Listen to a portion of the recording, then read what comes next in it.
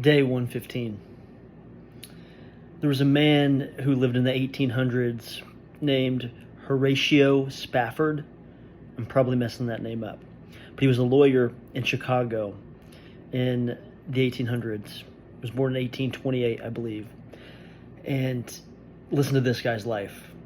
So, first, as a lawyer in Chicago, he lost all of his possessions in the Great Chicago Fire.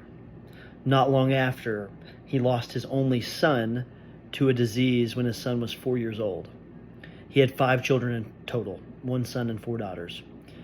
So after these back-to-back tragedies with losing all of his possessions and losing his son, he then planned a family vacation with his 4 daughters and his wife. And he was unable to go on the vacation due to business reasons that came up. But his daughters and wife went on the ship and sailed away for the vacation without him. And on that trip, I believe the ship wrecked, and all 4 daughters passed away, and his wife was the only one to survive. This man had lost all 5 children and all of his possessions. Very shortly thereafter, he then, amidst his grief, penned one of the most beautifully written Christian songs of all time. You've probably heard of it. It's called "It Is Well." And I'll go ahead and read some of the lyrics that speak to me in that song. We always sung it as a hymn growing up. It says, "When peace like a river attendeth my way, when sorrows like sea billows roll, whatever my lot, thou hast taught me to say, it is well with my soul." And it goes on to say, "My sin, not in part, but the whole, is nailed to the cross, and I bear it no more. Praise the Lord, O my soul." I immediately thought of Job in the Bible, which I'm going to read some of those verses today. But, man, this guy has lost everything that matters to him in his life, this Horatio fella. And to be able to write a song that is one of the most impactful Christian songs that has ever been penned. What a beautiful testament to that guy's faith.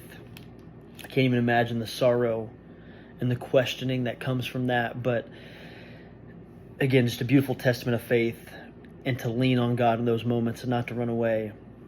And to not, as it talks about in Job, we'll read, not charge God with fault. But man, those lyrics, man. When peace like a river attendeth my way, when sorrows like sea billows roll, whatever my lot, thou hast taught me to say, it is well with my soul. So I'm going to flip over to the book of Job, and we're going to read chapter 1,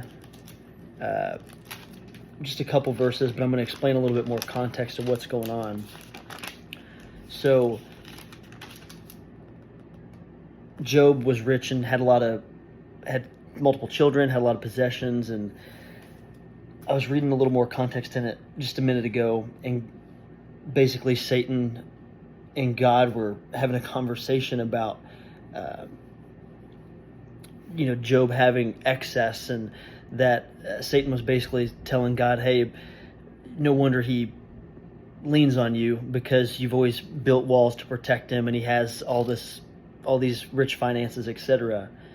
And the Lord basically said to Satan hey, you can test him. Don't physically harm him, but you can test him with anything. And I know that he will remain steadfast in his faith. And so basically all of these things happen he loses all of his servants. He loses all of his animals. He loses all of his children. And basically within the verses in the first chapter of Job, basically within one setting, all of these different people start coming up to Job one after another amidst the same conversation. And it's all these messengers. The first one comes up and, hey, Job, you lost all of your animals. And the second one comes up and says, hey, you lost your camel and all your servants. And the third one came up and said, hey, you lost all of your children. They were at your eldest son's house, and the winds blew in and knocked over the home, and none of them made it out alive. And Job it's crazy amidst the massive adversity that none of us can even relate to there. Job goes on to say, after these servants one after another kind of came up and told him all this bad news, it said, at this, Job got up and tore his robe and shaved his head. Then he fell to the ground in worship and said, naked I came from my mother's womb, and naked I will depart. The Lord gave, and the Lord has taken away. May the name of the Lord be praised. In all of this, Job did not sin by charging God with wrongdoing.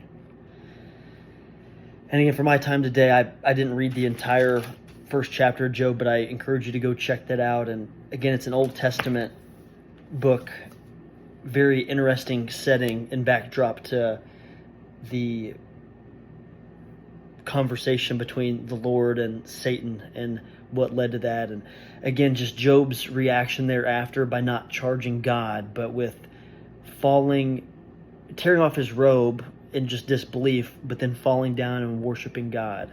And I immediately connected Job's story in the Bible to this Horatio Spafford. Apparently he was an elder at his church and a lawyer in Chicago, and had just went through immense family loss and physical loss from his possessions. After all of that, he pens one of the most encouraging and hope-filled Christian songs. He's saying in there, it is well with my soul amidst the adversity, amidst the earthly circumstance. It is well with his soul, and he knows that his sin it's not partly covered, but in whole his sin is covered. Because of what was nailed to the cross, he bears that sin no more. It's beautiful. I encourage you to check out that fellow's story and encourage you to read the book of Job. It's day 115.